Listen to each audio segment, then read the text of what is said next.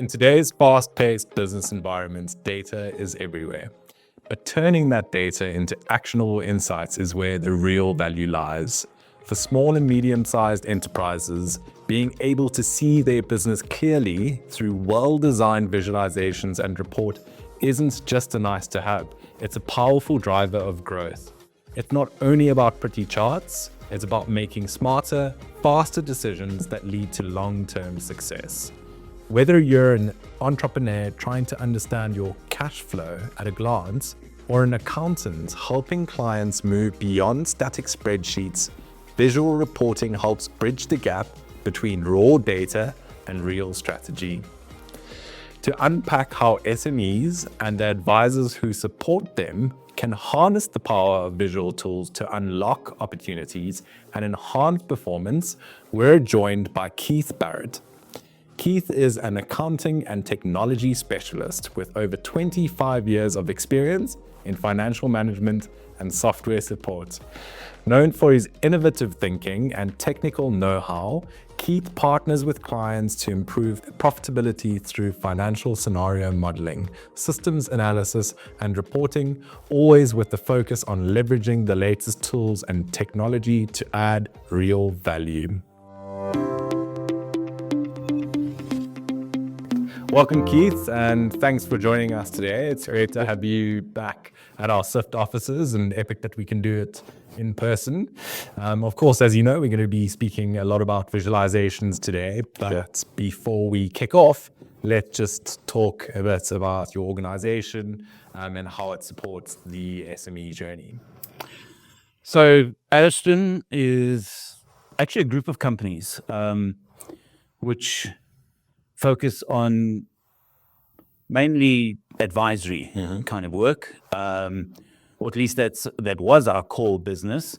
Being entrepreneurs ourselves, we've kind of branched out into other areas where we've seen opportunities with clients and businesses that we've helped out. So yes, the core of our business is advisory, and we work from the point of view of mainly accounting and financial kind of advisory, but we also work with HRBE strategies, those kinds of things, with trust structuring. Okay. So kind of a broad spectrum of advisory. sort of advisory services. And then, well, because we saw opportunities, we've now branched out into technologies, which is what I head up. And that's really to take advantage of the fact that, there's a lot going on in the technology space, and other practices may not be in the same position as what we were to be able to kind of latch on to the technology that we wanted to use. So because I've got that background, many years ago, I was actually a PASL supporter. Oh, wow. So, and those days are far behind, but with that sort of expertise, it's allowed me to kind of get into apps a lot easier and quicker, and also given me, and I've got the skill set to be able to then support other practices or other businesses, clients specifically. In fact, Ariston tends to be one of my biggest clients in terms of best use of those apps, rolling them out, setting them up, all of those kinds of things. Also kind of searching for solutions for people, because often that's where it starts. People come to us and say, well, I've got this particular problem, how do I solve it? And then we go on a journey together. Yeah, and I'm sure with your wealth of experience, and you're having these discussions, client brings a problem to you. Because of your experience, you are able to diagnose because you've seen it all before. Well, yeah. So, what I realized is that often people are coming to me with a problem that they want to throw technology at. And they're then surprised to find me asking first about other things like, well, how are you going about doing this? Yeah. What are the inputs? All of these kinds of things. Why? People, process, and technology. Yeah. And the people and the process element of it is just as important. And sometimes that's actually where the issue is. And we're finding that because we kind of approach it in that more holistic sense, we're not there just to sell an app, Yep. as it were, then we can ensure that the solution that we give them is Fit for purpose. for purpose. Garbage in, garbage out. Oh, absolutely. Oh, for sure. So when your clients approach you, would you say that commonly you find it's not that they don't have the data, it's the people and the processes in the background aren't set up to kind of get the most value out of that data? It can be that, it can be just a simple situation of, well, you're kind of following the wrong process. What often happens actually is that the data is not organized in a way that they can then use it, or they haven't put some thought into how to organize the data. So, like a simple example of in Zero, you can use tracking categories to add layers to your data so that you can pull, more reports that give you things from a different perspective. More detailed analysis. Absolutely. So then you start looking at those sorts of things, or maybe they don't. If they are dealing with actual products and things like that, they haven't got it properly categorized. So that you can't do product reports by category, GPs, and all of those kinds of things. So that's the sort of thing that you also want to look at. Is like, how is this data formatted in a sense, and how can we reformat it so that we get more value out of it? Absolutely. That makes sense. And I guess the same could apply to visualizations, right? Garbage in, garbage out. It certainly helps with forming visualizations. What makes visualization so powerful, especially to an SME owner who might not have a strong financial background or any formal qualifications in the space? Sure. And I think it would be a mistake for us to think that just because they don't understand the reports we're giving them with all these numbers on, that they somehow are not, let's put it straight, intelligent or something along those lines, because that's not the case. These people are usually quite intelligent. They're on top They of it. know how to run their business. What they don't have is that little skill set which allows you to kind of understand what drives the numbers. Okay, so if we paint a picture instead of just throwing a whole lot of numbers at the problem, then people can see what's going on. I noticed it's just how we process information. That processing it visually like that just works so much better. It's like a shortcut into the brain. Whereas, because we're trained to look at numbers and see the pattern, then we kind of extract the information, but it goes through a process. So I think that's exactly what it's about. It's about taking that shortcut to the brain and giving that person an understanding of what's really going on. What is the trend? What is the breakdown, or whatever it is? If you're looking at a multi-period profit and loss statement, it's fairly meaningless, right? Absolutely. And making that the statement visual is, quite a nice change of pace. And the balance sheet as well. I think that is a very opaque thing for most entrepreneurs, even some experienced business owners. That whole our equation, assets equals equity plus liabilities. What we're seeing is okay, here's the value in your business, and this is how it's been funded, and this is how it's supported. And yes, having debt doesn't necessarily mean it's a bad thing. We kind of trained personally, because people don't like debt personally or have problems with debt. But from a business point of view, that's not necessarily a bad thing. It's a way of financing a business and helping it grow. Of course, as long as you can service it, right? Absolutely. Yeah, and that's where the visualization. And that's where the visualization comes in, because you can then, one of the most important ones for business owners, and especially ones when they're starting up, is some sort of cash flow. Yeah. Okay, because cash is king. Cash is king. And it doesn't really matter if I got a rand for every time a business owner asked me, but why am I showing a profit but I got no money in the bank? And that's exactly the problem, because the cash management is actually the most important thing that they've got to get under control in their business. So if you are showing them how they are spending their money, how it's coming in, and the timing of those things, which can be very important, you now extracting like some very important wisdom from their numbers that's helping them run their business. And then what we are doing is adding value. Yeah. And that's what we're supposed to be doing. We're not supposed to be just crunching the numbers. We're not just supposed to be submitting returns. Yeah. Because those are what we call health factors. Okay, if you don't do it, something that will, sales might come after you, whatever. But if you do it, okay, well, we're just compliant now. Fantastic, yeah. And that's the compliance element of things, so what?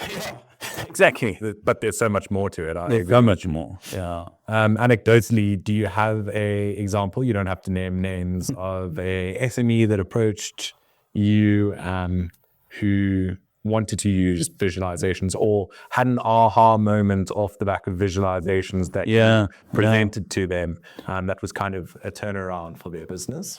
Well,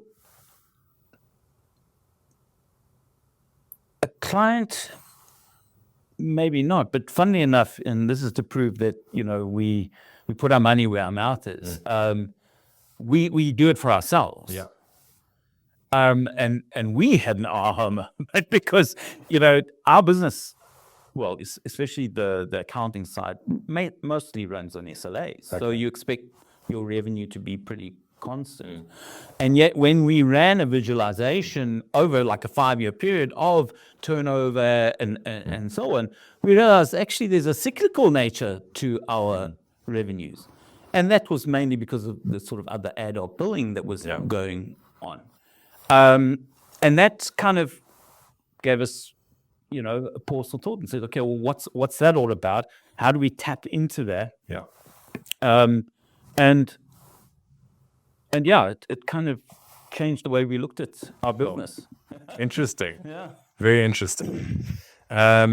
Most valuable types of visualizations, I know you mentioned earlier, cash is king, so a cash flow graph would be really beneficial to an SME. Any other key visualizations you can think of for entrepreneurs and SMEs that are just getting off the ground? So, yeah, look, definitely the cash flow thing. I think that when you start,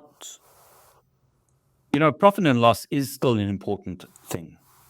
But what changes about that when you do it in a more visual way, and especially I think when you start looking at maybe top 5 expenses and track those movements versus your turnover and so on, you definitely get a better, well, any business owner will get a better understanding of what's really, driving their business and where the costs are that they maybe need to have under control. Yeah.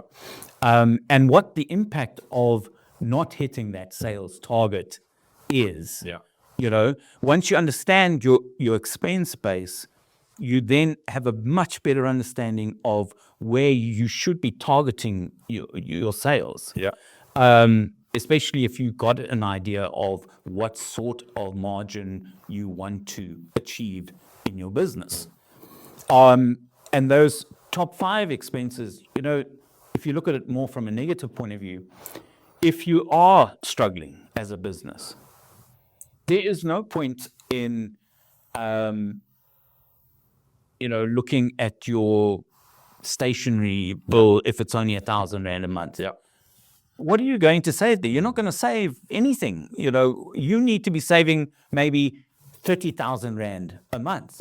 You need to be looking at the rent, your salaries, and so on and so forth, as harsh as that may be, to understand, okay, where is the fat that I can trim?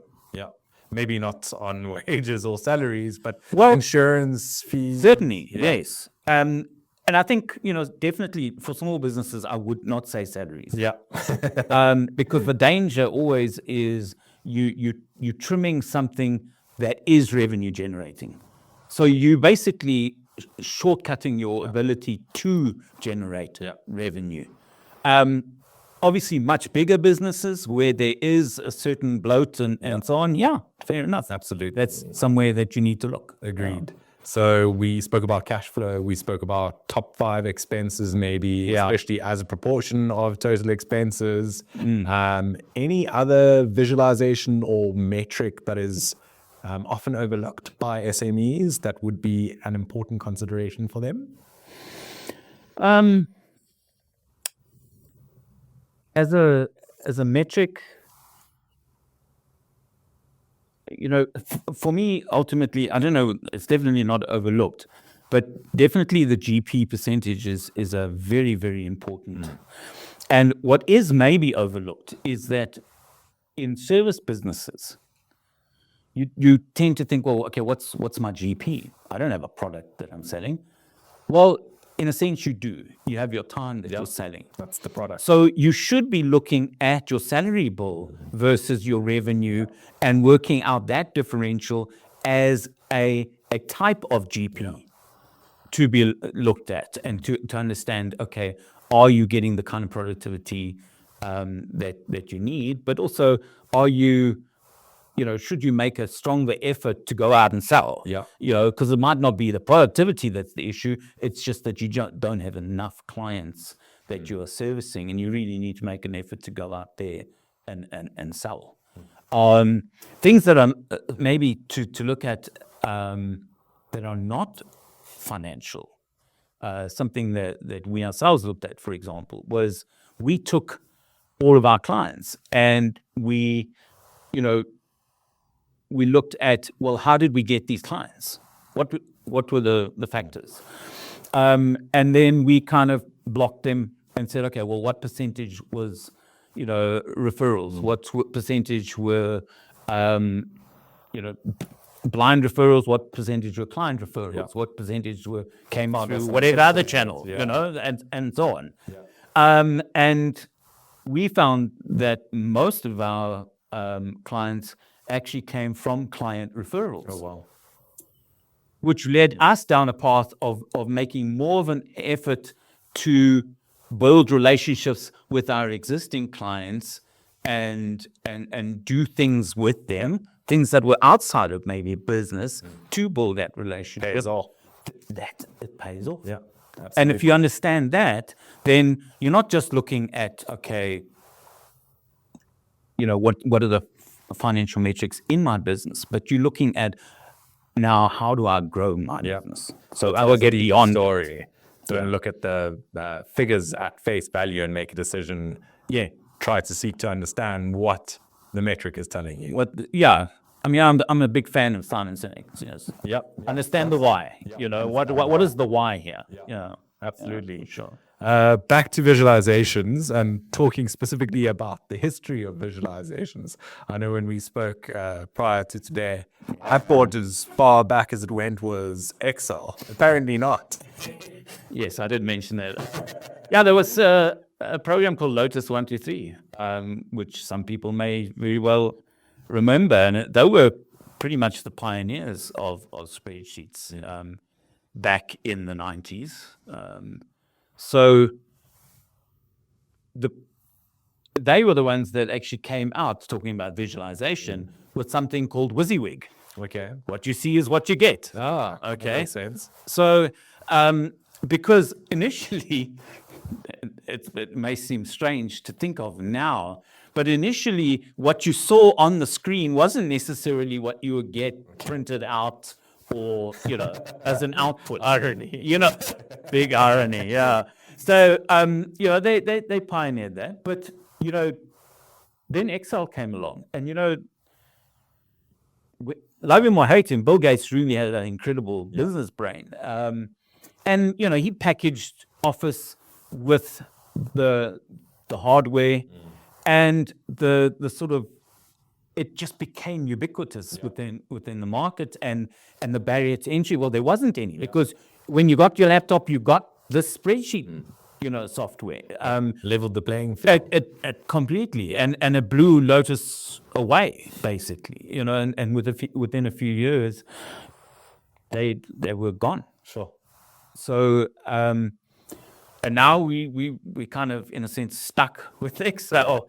And here's the thing with Excel. We were talking about the speed with which technology is sort of not increasing, but getting evolving. Great word. And because Excel came in right at the beginning, they've had like 30 or 40 years of people to get used to them. Whereas the stuff that's coming out now, people have got like, I don't know, 5 minutes, and then the next things come along. Yeah. So Excel has benefited from that, of that entrenchment. Yeah. And having the monopoly, I suppose. And having the monopoly, there's, as I said, there's kind of no barrier to entry to, you walk into an office, your first day on the job, you got a laptop, it's got Excel on it. Open the spreadsheet. And off you go. Absolutely. There you go. Yeah, and it's still used very widely in business today, even with full tech stacks and all the rest. Accountants love it, and we all know why. Speaking about Excel, and of course it is extremely customizable. When you are recommending to your clients who are specifically interested in visualizations, how do you draw the line, or how do you advise them in making their decision between an off-the-shelf visualization tool versus something a lot more customizable, and the time that it's going to take to produce the outputs that the SME is looking for? Well, there are two major factors in that decision, and time is actually one of them. So the question, even for ourselves, we have to ask is, do I have the time to develop this myself? And do I have the knowledge, the expertise? Yeah. Or do I have the time to obtain the knowledge? And exactly, so all of those factor in. There's a cost element as well, but, depending on what you choose in terms of those things, the costs will apply. So most people don't have the expertise, first of all. They may have the time. So when they look at off the shelf, it just is kind of an ease of entry into that. And I think that's why there is a market for it, and why, in fact, for most people, it is preferable. I mean, unless you really, are gung-ho, and this is something you really like to do, I would not recommend, trying to develop your own sort of solution. I would go for the off-the-shelf. It's almost like, Excel, I don't know whether this is a good analogy, but, Excel to me is like, it is fully customizable, but it's in the sense of you want to build a Lego, whatever, Millennium Falcon, but someone is now giving you a a cast, a die, Yeah. and plastic. Yeah. And now you got to melt it down, make up the blocks yourself, then build it. Yeah. Okay? So fine. So now you've got your choices, colors, all that sort of thing. You can do all of that. Or you can just buy the set Pre-made. It's already got all the blocks that you need Clear instructions. with instructions. Boom, you can make your Millennium Falcon. You're still going to struggle, but you got, you know at least that you've got everything that'll give Just you about what you piecing want. it together. Excuse Exactly. Exactly. So, yeah, okay. So probably not a great analogy, but there is something of that. So, yes, for those who love fiddling and maybe melting down wax and die casting, great, go for it, But most people, no, they just want the solution that is given to them, in a sense. Yeah. And I don't think there's anything wrong with that. In fact, I think a lot of apps are built on that premise. And they are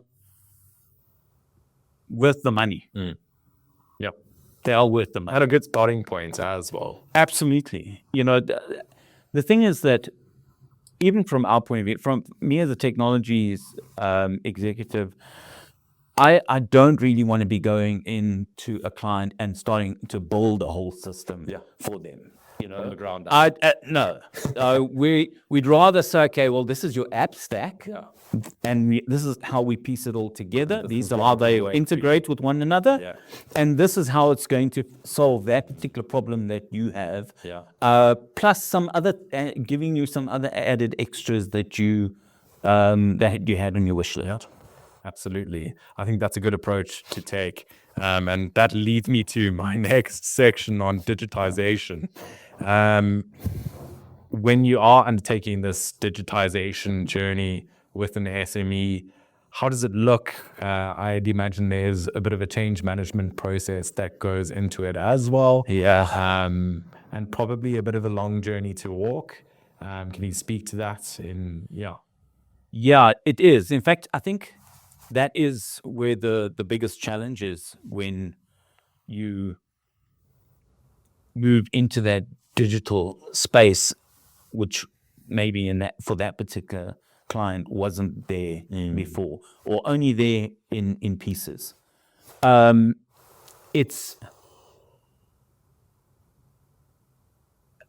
remember I had a client who was worried about being hacked.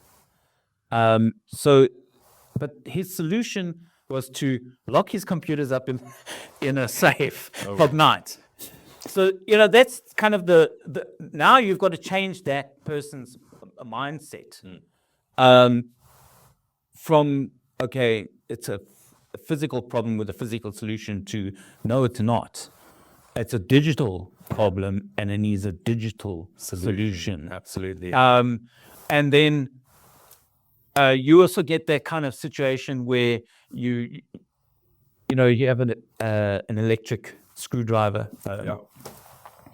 and you find someone using it but turning it around like an old screwdriver, Not using the tool correctly. So that's where the change management comes in, because yes, people will see, okay, this is completely different. I've got something new that I need to learn, and they will probably make the effort to learn it, but their default position will be to use it in the same way as they used what they were using before. And that's where the change needs to come in, to understand that it's not something that you need to print out anymore. Because part of the digitalization process is to kind of remove paper out of the equation. So, you receive an invoice via email. You just forward it into Xero. Doesn't need to be printed. Doesn't need to be printed out. You don't even need to print it to sign it. Exactly. Find it digitally. And from there, you can prepare a payment. Maybe you want to use Approval Max, and there's a whole authorization process that then happens, completely paperless. And a payment is prepared. Then we pay it, digital banking. So that's all part of it. And it really does take a mindset change. Yeah. Absolutely, I can imagine. Epic. Just a few questions to wrap up. Quick fire questions, as we call them here. Best book or podcast that you've read or listened to recently? Yeah, I read a book. I don't know whether we allow swearing in this podcast, but The Subtle Art of Not Giving a... That one. Mark Manson. Yeah. Surprising book, actually, because I found it wasn't so much about not giving as it was about giving a damn about the right things. And I thought that was actually very well put and very well put together. Podcasts, I tend to follow my interests, so I'll watch Egg Chasers. I don't know if anyone knows Egg Chasers, the rugby podcast, and that sort of thing. Perfect. And then most valuable lesson you've learned when starting business? Don't give up. Persistence. Tenacity. Just grit your teeth. Ariston has had its fair share of ups and downs. Before I joined, our founder, Reg, actually started a business in Durban and got into business with another insurance broker. Things fell apart badly, and he ended up kind of almost restarting here in Joburg, and that's when I joined. And I got to tell you, he's got stories, but from those first 3 or 4 years when we started the business, it was tough. It was hand to mouth. It was all of those things. But I think it's a testament to the fact that we didn't give up, that we are where we are now. That we were able to grow a business that now is, well, if I take all of the business interests into account, is literally making turnover of tens of millions a month. Sure.